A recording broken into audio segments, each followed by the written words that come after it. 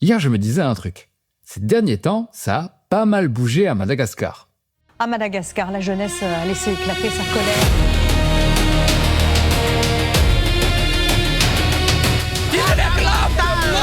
Il réclame l'électricité!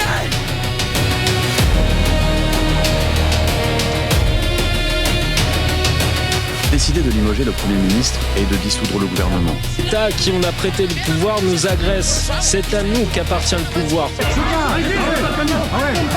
Il n'y avait pas de balles réelles.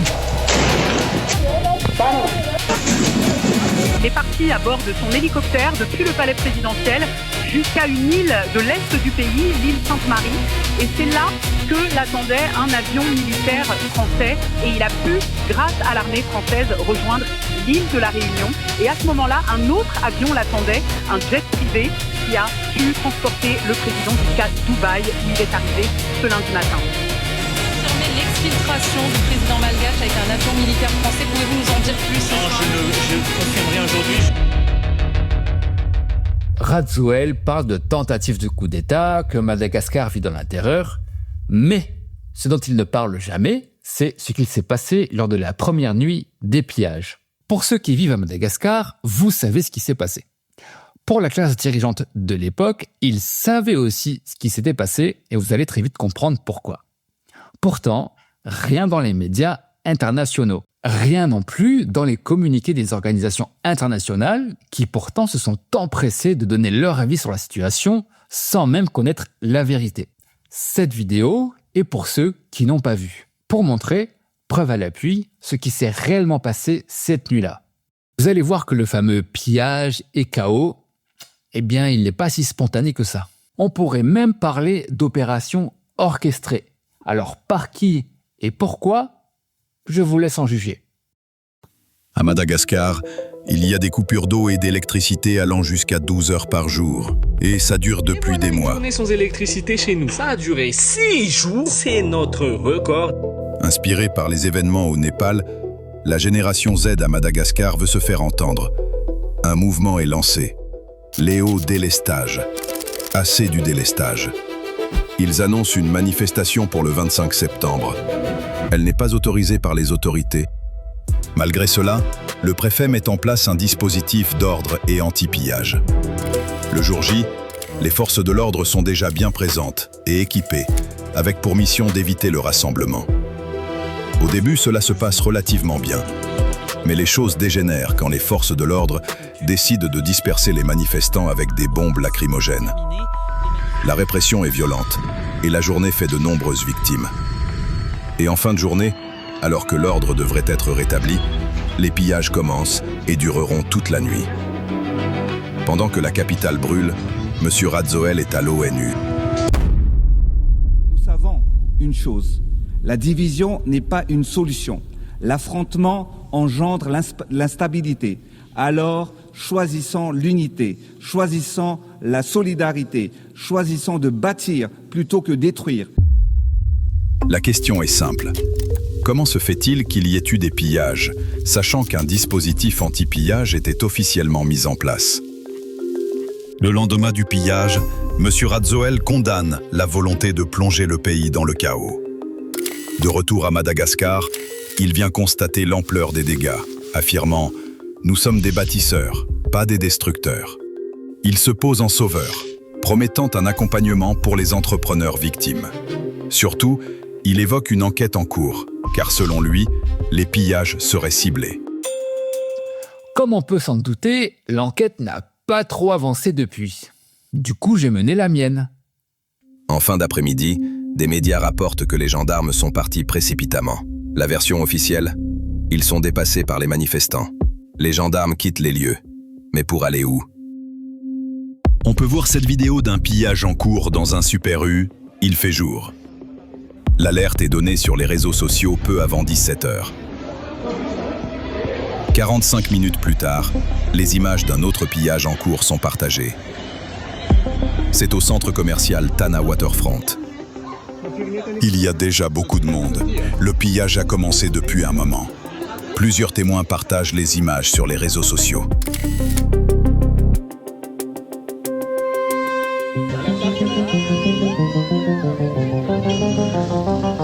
Le pillage durera toute la nuit. Au sud de la capitale, un autre bâtiment est en feu, France Pub. Des flammes observables des kilomètres à la ronde. Pour l'instant, le même constat partout.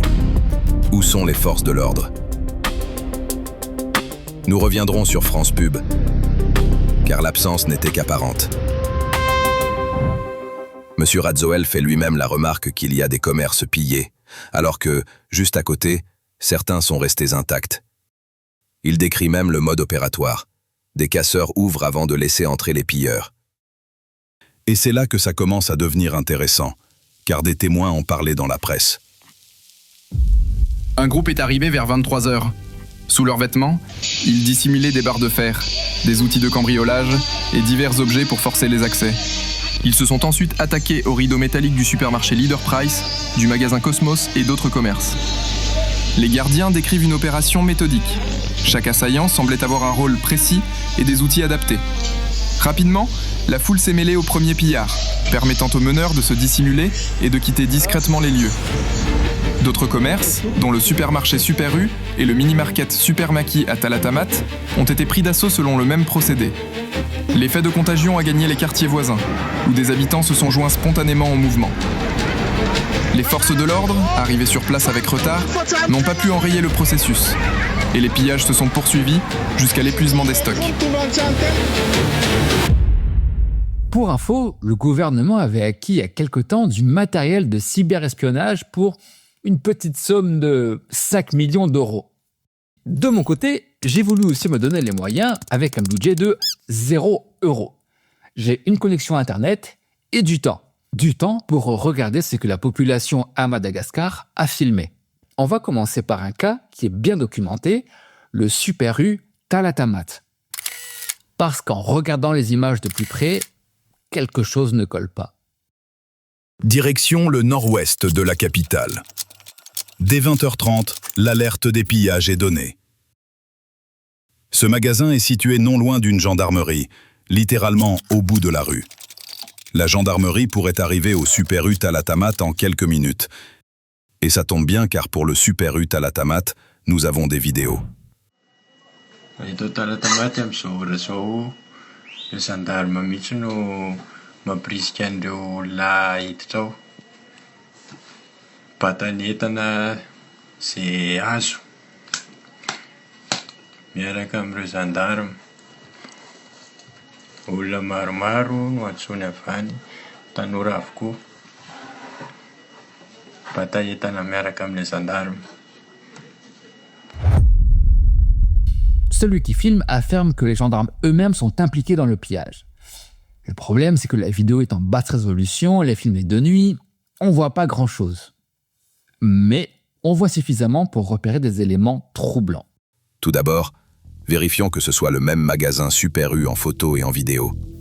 En comparant les images, on voit nettement que la grille du magasin est ouverte de la même manière. On observe aussi le même objet métallique qui retient la grille, ici dessiné en bleu. Donc oui, c'est bien le même magasin Super U. Lorsqu'on analyse la vidéo en détail, on voit qu'il y a un homme posté devant le magasin qui a un fusil. Il ne participe pas au pillage, il fait une ronde et surveille. Il n'est pas seul. Un autre homme sort du magasin avec un gros sac. Il se dirige vers un véhicule qui semble être un pick-up. Quelques instants plus tard, il est rejoint par 2 autres hommes, dont un est armé encore une fois d'un fusil.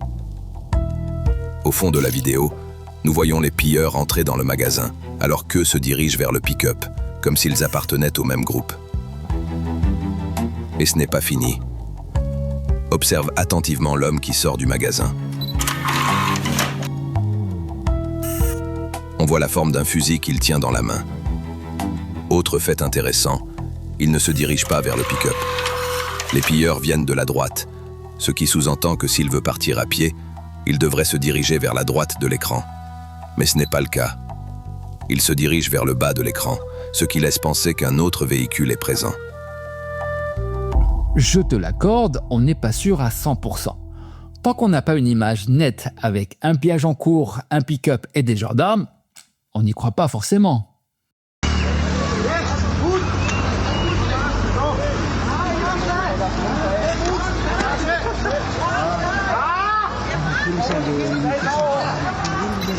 Alors là, pour le coup, on va plutôt bien. Nous avons des gendarmes en pick-up qui passent, s'arrêtent et repartent devant un pillage en cours. Le pillage est loin d'être terminé, car on voit des gens repartir avec des panneaux solaires et même un scooter. Le pick-up est gris métallisé, alors que la plupart des pick-up des forces de l'ordre sont blancs et de marque Toyota. Même si on ne voit pas très bien le logo, cela ressemble plutôt à une Mazda. Alors forcément, j'ai commencé à rechercher s'il existait une Mazda gris métallisée appartenant aux forces de l'ordre. Bon, je n'ai pas trouvé. Jusqu'à ce que je tombe sur cette vidéo.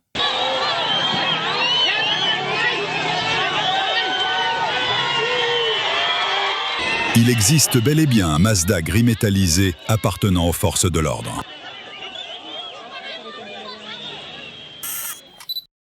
J'ai essayé de localiser le magasin sur Google Maps. Le problème, c'est que l'enseigne, elle est cachée. Du coup, j'ai essayé plusieurs combinaisons. The Must Shop, The Mint Shop. Bon, c'est finalement The Meat Shop, ce qui est plutôt logique quand on y pense.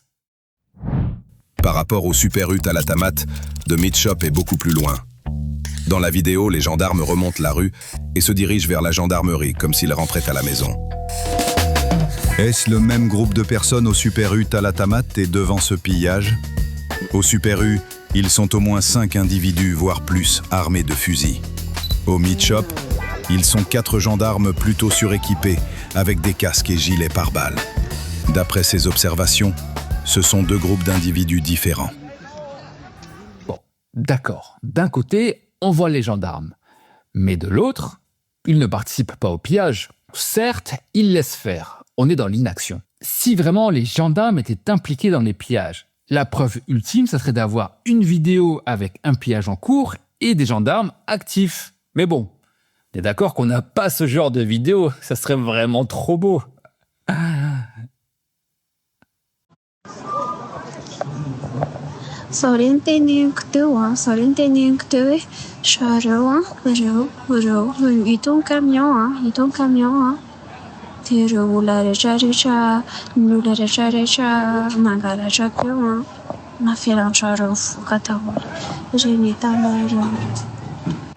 Cette fois, il n'y a plus aucun doute.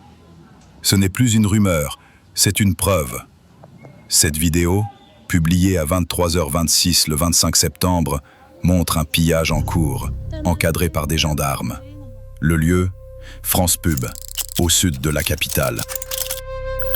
C'est un espace qui regroupe plus d'une vingtaine de dépôts loués par différentes entreprises. D'autres vidéos publiées sur les réseaux montrent les déroulements de la soirée. Des groupes commencent à piller. L'alarme est déclenchée. Un peu plus tard, ils entrent en masse avec une facilité déconcertante.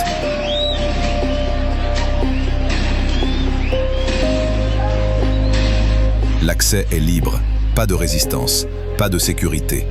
Les entrepôts vont être littéralement vidés. Parmi eux, celui de l'entreprise Abibo. Leur dépôt a été pillé, puis ravagé par les flammes. Une information confirmée par l'entreprise elle-même. Des témoignages anonymes font surface.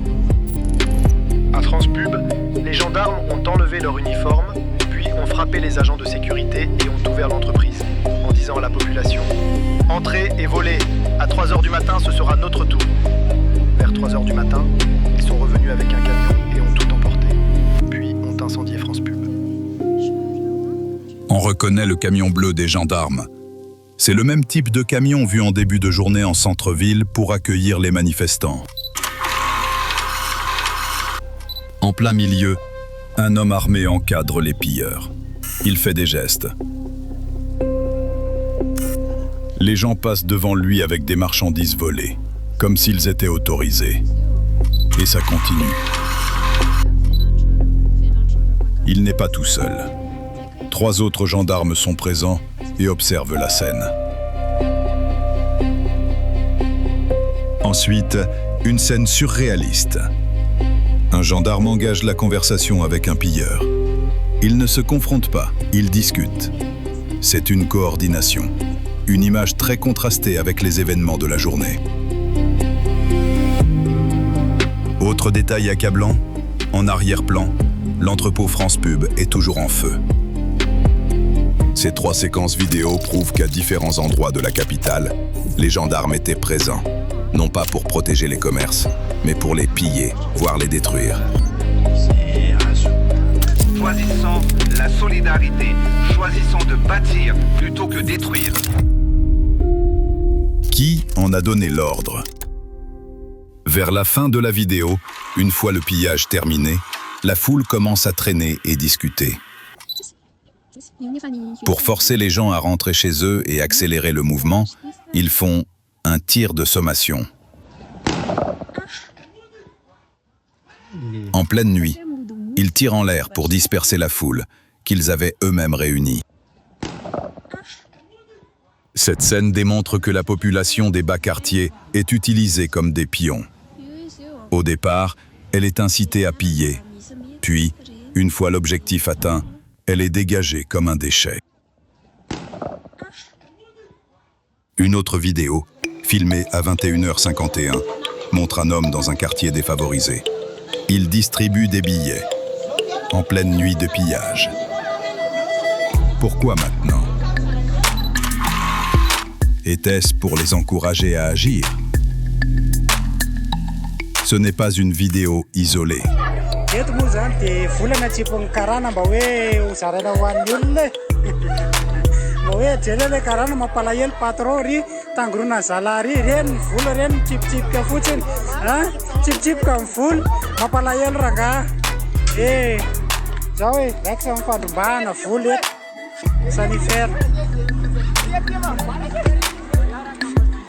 À l'autre bout de la ville, dans une autre séquence filmée le même soir, une scène inverse. Devant un magasin de bricolage, un homme jette de l'argent à des habitants des quartiers populaires. Mais cette fois, pour qu'ils n'attaquent pas un magasin. En clair, dans la même nuit, la population pauvre est payée pour piller ou pour ne pas piller. Elle est un outil au service d'une stratégie. Une stratégie de manipulation et d'encadrement par les gendarmes loin d'être aléatoire. Monsieur Radzoel l'avait dit lui-même, les pillages étaient ciblés. Au lendemain des pillages, l'heure est venue de constater les dégâts. De nombreux manifestants sont venus prêter main forte aux commerçants pour nettoyer les rues de la capitale. En regardant les images de nettoyage, il y a une chose qui m'a interpellé, c'est que le propriétaire de The Meat Shop est un membre de la communauté indienne de Madagascar qu'on appelle les Karan. Pourtant, quand on regarde les infos, ils ont l'air plutôt épargnés. J'avais tort. Les gendarmes ont été vus sur 3 sites. The Meat Shop est détenu par la famille Ismaël, le Super U est détenu par la famille Karmali, France Pub détenu par la famille Daya. 3 sites d'intervention des forces de l'ordre, 3 familles de la communauté indienne. Étrange coïncidence? Africa Intelligence l'évoque, les entreprises des Karan sont particulièrement ciblées par les pillages. Des listes de magasins pillés sont publiées sur les réseaux sociaux. L'écrasante majorité des cibles appartenaient à des familles de la communauté Karan. Les magasins Super U, l'entrepôt d'Abibo à France Pub et Forello appartiennent à la famille Karmali. Tana Waterfront, incluant le cinéma, et Sanifair appartiennent à la famille Hassan Ali. La galerie commerciale Adranoumena et les magasins Cosmos appartiennent à la famille Hermatlal Velji. The Meat Shop, la galerie commerciale La City, Picla et First Energy appartiennent à la famille Ismaël. Des commerces non indiens ont aussi été touchés, comme le Plaza de la Fortune détenu par le Hongkongais Liu Bing ou Supermaki du Béké Bernard Ayot. Et si ces derniers, locataires et petits commerçants, étaient que des dommages collatéraux? On pourrait penser que les Indiens sont très présents dans le milieu du commerce et par conséquent ont plus de chances d'être pillés. Dans ce cas, regardons plutôt ceux qui ont été épargnés. Pourtant, toutes les entreprises de Rawat Mang sont intactes. Aucun pillage au groupe Sodiat et l'Arena. On sait de qui viennent les ordres de piller pour étouffer une manifestation pacifique et pour éliminer ses concurrents. Mam Rawat Manga est un proche conseiller de l'ex-président Radzoel. Il est cité par Forbes en 2017 comme le 2e homme le plus riche de Madagascar. Il est pris pour cible lors du mouvement social de 2025 pour sa mainmise sur l'économie malgache. Lorsque l'armée rejoint les manifestants, il fuit Madagascar à bord de son jet privé pour Maurice. Il est arrêté sur place le 24 octobre pour détournement de fonds et blanchiment d'argent. La carte des événements révèle quelque chose de troublant. En journée, les affrontements se concentraient autour de la place de la démocratie. En fin d'après-midi, le centre commercial Tana Waterfront est attaqué, pillé, puis incendié. Quelques heures plus tard, c'est au tour du China Mall. Même scénario, pillage, incendie, disparition totale des stocks. Au milieu de ce triangle des Bermudes, un bâtiment est pourtant resté intact. L'immeuble Pradon, siège des affaires de Mami Ravatomanga. S'il était ciblé politiquement, comment se fait-il qu'il soit passé entre les gouttes? Géographiquement, il était l'endroit le plus proche des manifestations de la journée. Pourquoi cette sélectivité? Et voici le cas le plus étrange. Dans l'un des magasins Jumbo Score appartenant au groupe Bernard Ayot, un petit groupe s'attaque au portail. Pas les rayons, pas les stocks, juste le portail. Autour d'eux, la foule regarde. Personne ne suit, personne ne s'engouffre. Pourquoi? Pourtant, ce lieu est à proximité de France Pub qui a subi un pillage de grande ampleur. Cette absence de pillage est une preuve en soi. Elle montre que la foule attendait un signal, que le chaos n'était pas spontané, que certains lieux devaient être attaqués et d'autres épargnés. Le président l'a dit lui-même. Les affrontements ne mènent qu'à la destruction et personne n'en tire avantage, sauf ceux qui ne cherchent qu'à servir leurs intérêts personnels.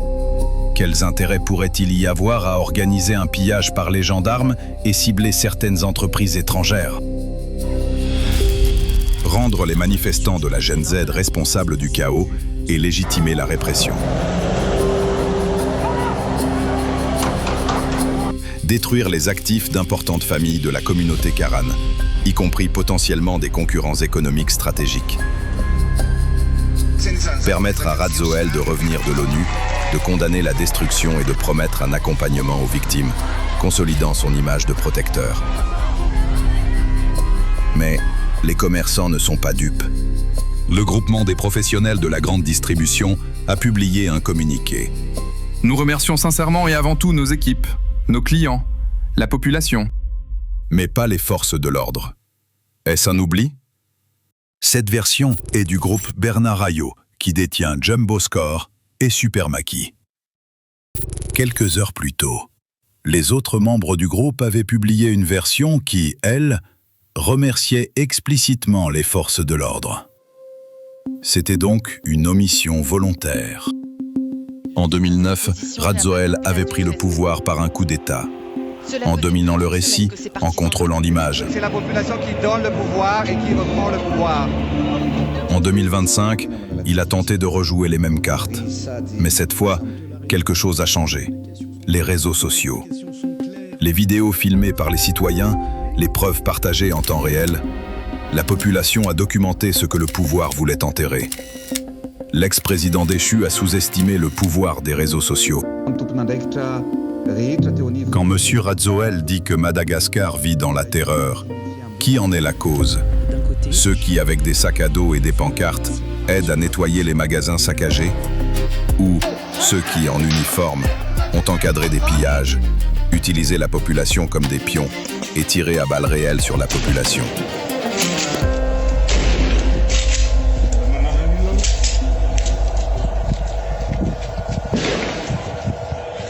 Não progresso.